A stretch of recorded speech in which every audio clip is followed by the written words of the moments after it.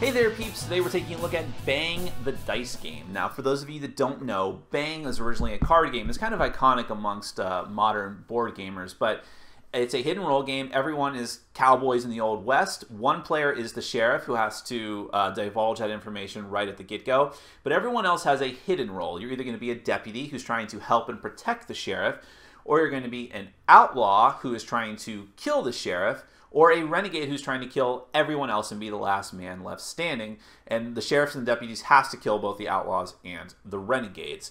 It's like I said, it was a card game. There's a lot of hidden roles and hidden information.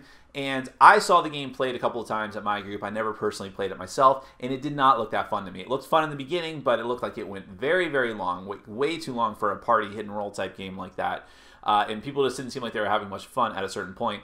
And while the game does have a very good reputation among a lot of people, I've sort of read a lot of comments that confirm my suspicion about the game. Now, I did play a variation of Bang called Bang Samurai Sword, which was supposed to fix a lot of the different problems that the original Bang had, including player elimination. I can't testify to if it actually fixed a lot of those problems, but I didn't really like Samurai Sword that much either. So you would think I had a lot of hesitation going into another variation, which is Bang the Dice game, but the thing is, I really liked the idea of the dice mechanic in this game because it's the same King of Tokyo Yahtzee dice mechanic where you're rolling dice, keeping results that you want, and then re-rolling again a certain amount of times. And I heard that this was very, very fast, which also appealed to me since I don't mind long games, but not for party games. There's a reason why party games are supposed to be short, because you're playing them with casual gamers and you're just trying to fill time. So this appealed to me for those reasons, while it still had the hidden role mechanic, which is something that I really enjoy in a lot of games like Shadowhunters and the Resistance and Werewolf and so on and so forth. So even though I had some trepidation with the pedigree of this game, I still wanted to give it a try. Is it going to be right for you? Is it going to be right for me? Let's go ahead and do the overview, and we're going to come back, and I'll let you know what I think.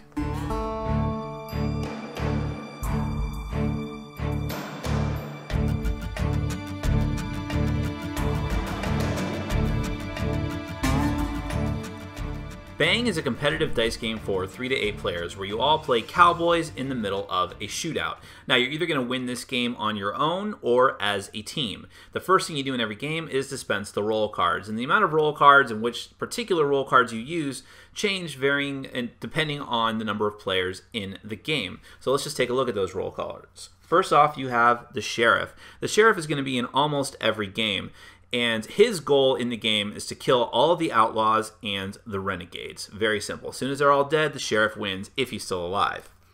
Then there is the deputy. The deputy may not be in every game, but if he is in the game, his goal is to protect the sheriff. So therefore, he can win as a team with the sheriff as long as the sheriff is alive and the outlaws and the renegades are dead. I should also mention that you can also win posthumously in this game if one of your teammates is still alive and wins the game. Next, we have the outlaw. The outlaw his goal is to kill the sheriff, pure and simple. As soon as the sheriff is dead, if there's the outlaw and all of his buddies, if there's more than one outlaw, wins the game. And finally, the renegade, who's sort of the wild card in all of this, his goal is to be the last man or woman left standing.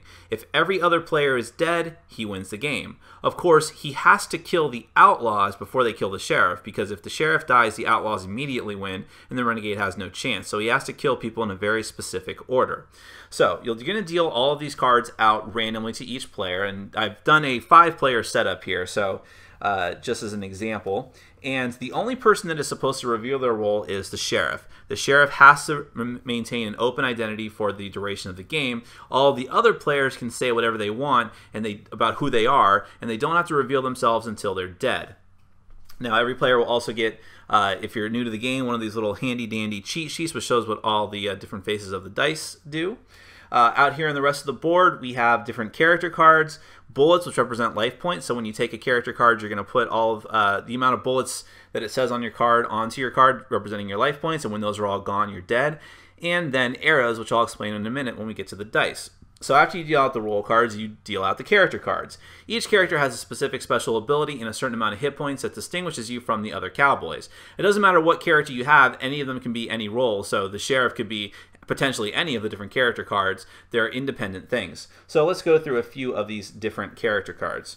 We have cards like Willie the Kid. Now Willie has 8 bullets, which means he has 8 life points. And he only needs 2 Gatling faces to use the Gatling gun. I'll explain these different dice symbols in a moment. Kit Carlson has 7 life points, and for every Gatling symbol he has, he can discard an arrow from any player. Jourdain, he has 7 hit points, and he never loses more than 1 life point to Indians. Susie Lafayette has 8 hit points, and if you didn't roll any 1s or 2s, you gain 2 life points on your turn. And Rose Doolin has 9 life points, and you can use 1s or 2s for players sitting 1 place further. And there's a lot of different character cards. I even have more out there randomly on the board. So, what do all those different things that I just said about arrows and Gatling guns mean? On your turn, the very first thing you do is roll dice. You have 5 different dice here, and you're going to roll them all once.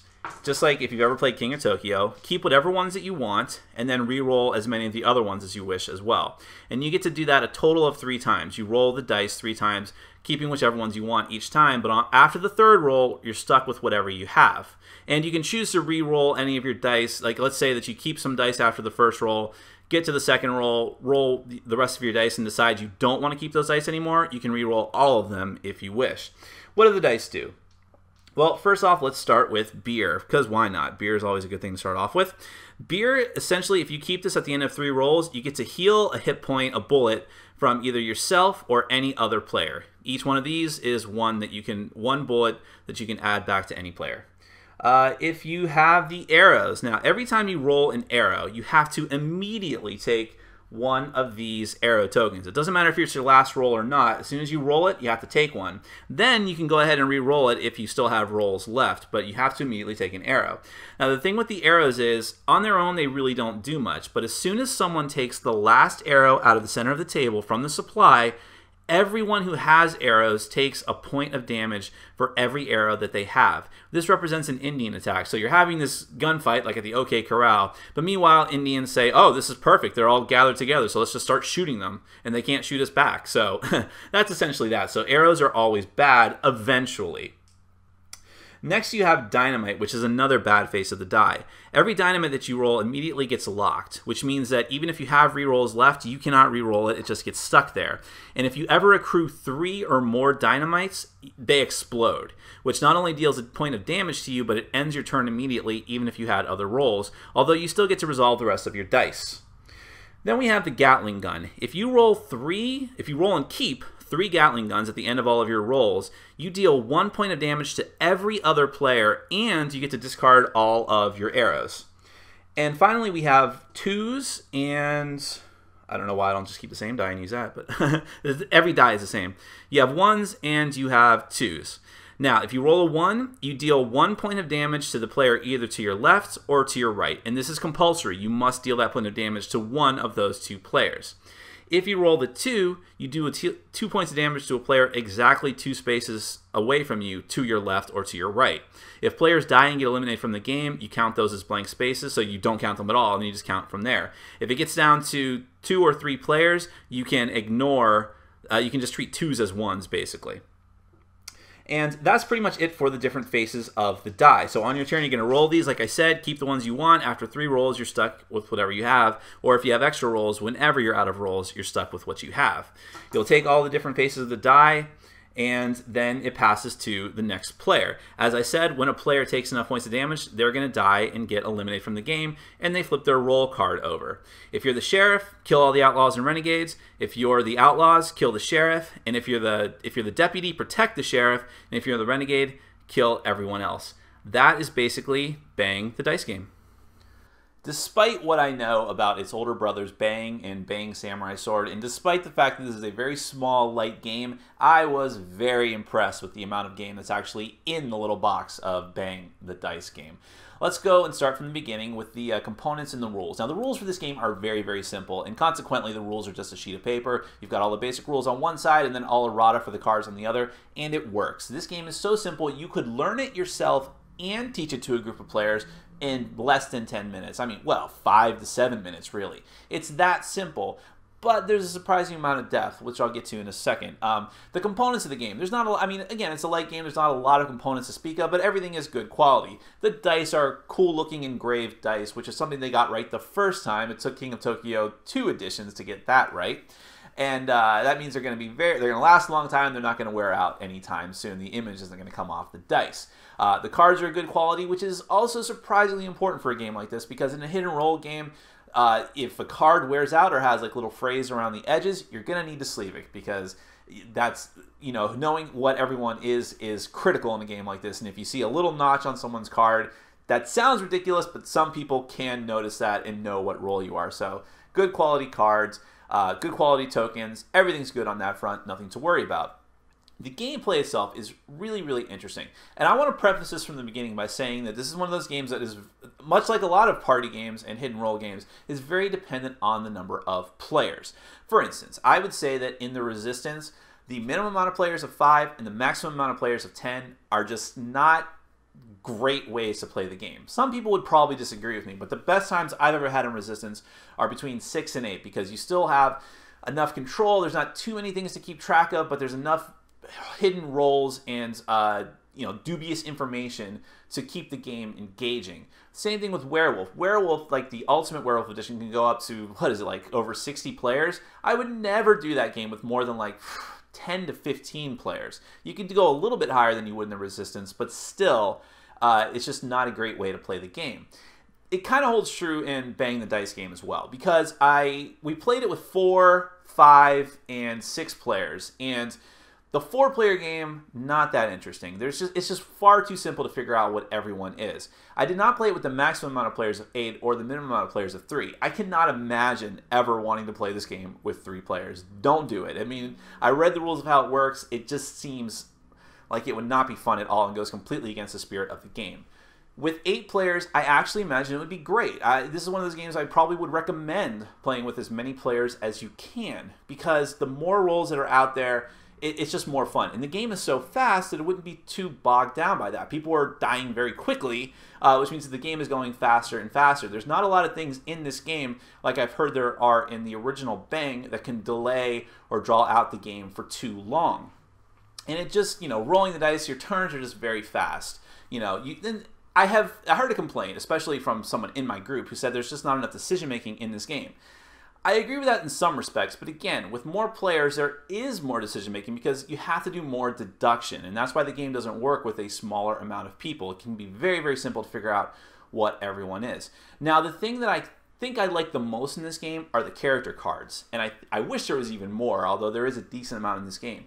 That is some interesting thing, and we actually added a variant to this, and this might be in one of the footnotes of the rules, but someone else in my group suggested it, so I'm not sure.